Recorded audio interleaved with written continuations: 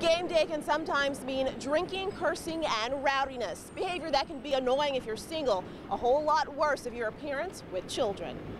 That's probably one of the reasons why we don't like going down to the stadium, is because of the atmosphere, the rowdiness, the drinking, having to worry about the kids, seeing that. But starting next season, Carolyn Cherry will be able to take her family to Paul Brown Stadium and avoid all of that by sitting here in the new family section, 300 seats, to be staffed with a guard, making sure no one drinks or gets out of hand. I think they should expand it.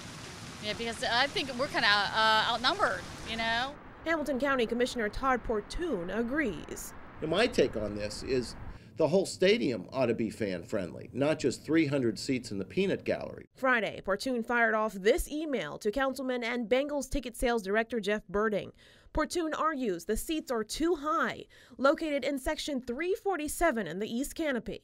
Don't set aside a section of the worst seats in the stadium as your fan-friendly seats. Make them something that's attractive.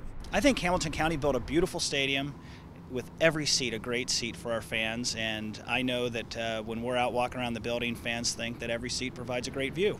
Portune also writes, adopt a policy that any fan exhibiting the kind of behavior that is unacceptable immediately forfeits their seat to a fan sitting in the worst seat in the stadium. We'll do better than Commissioner Portune suggests. We actually throw them out of the building. We don't put them in the last row. Birding says the idea isn't new, adding their neighbors, the Reds, have had a family section for 3 years. I like the first idea of just one section would be better. I think doing the whole thing would be a bit over the top. Birding says this is the second time they tried to crack down on rowdy fans. Back in 2006, they created the so-called jerk line. And Birding says every game, someone calls to report badly behaving fans. Reporting at Paul Brown Stadium, Kimberly Holmes, Fox 19 News.